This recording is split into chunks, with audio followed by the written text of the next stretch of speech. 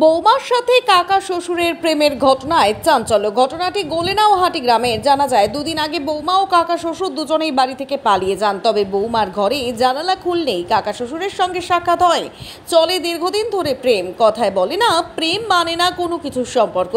শ্বশুর হোক বা অন্য কেউ, ভালোবাসলেই ভালোবাসার মতোই ভালোবাসতে হয়। তাই ভালোবাসার প্রমাণ দিতে বৌমাকে নিয়ে পালিয়ে গেলেন কাকা শ্বশুর। এই ঘটনার সাক্ষী থাকলো গোলেনাওহাটির এক গৃহবধূ। শ্বশুরকে ভালোবেসে পালিয়ে গেলেন। তবে ঘটনাস্থলে গিয়ে জানা যায় দুজনেরই সন্তান রয়েছে। তাহলে কি করে নিজেদের সন্তানদেরকে ভুলে পালিয়ে থাকতে পারে অন্য জায়গায়? কেমন বা শ্বশুরের দায়িত্ব এবং কর্তব্য বৌমাকে নিয়ে পালিয়ে গেলেন? এ বিষয়ে এলাকায় নানান কৌতূহল শুরু হয়, নানান লোকের নানান প্রশ্ন। তবে কি শেষমেশ বউয়ের সাথে শ্বশুরের বিবাহ হবে কি, তা নিয়ে নানান জল্পনা শুরু হয়েছে এলাকায়।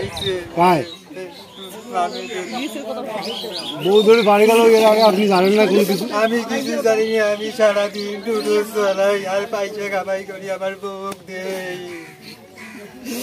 আমার কয় টাকা থাকে না থেকে আমি কিছু জানি না। কতগুলো টাকা নিয়ে চলে গেছে? 30,000 টাকা, 90,000 টাকা। ওটাও টাকা দেখো নাই। আর সোনা গয়না কি নিয়ে গেছে? সোনার কানে দুল হলো, হাতের হলো, গালা মালা আসলো, ওটাও গিরি দুসু বললো, সব দড়ি চলে গেছে। বাচ্চা কয়টা? রাস্তা দুইটি। এগুলো হয়? এই যে এটা ছোট বাচ্চা। এটা চলে গেছে। তো এখন আপনি কি চান? আমি এইটা বিশেষ চাই। আচ্ছা,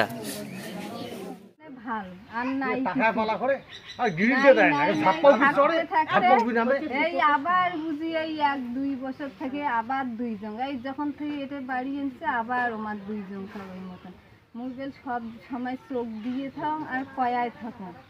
তাই কলকাতা গেল, প্রথমবার গেল। আর যখনই আরো বলে অন্য অন্য বেশ সব ফোন করে, কিন্তু ওই মতন না করা। যখনই এর সাথে আর কথা হয় তখন মোর সাথে সেই অত্যাচার করে বাড়ির সব সময়, সব সময় মারার হুমকি দেয়। ওই ভয়েতে মুই কোনো কম না। আগের বার কলকাতা থেকে ভোটের সময় যে আসি এনে দেখলাম দুইজনকার এই শহীদুলের মোবাইলত কি পাঠায়। শহীদুলের তো পড়াশুনে নাই, অয়লে পায় না। বউতেও ওই মোবাইল থেকে মেসেজ পাঠায়, ইয়েও করে, সময় পাইলে ফোন করে।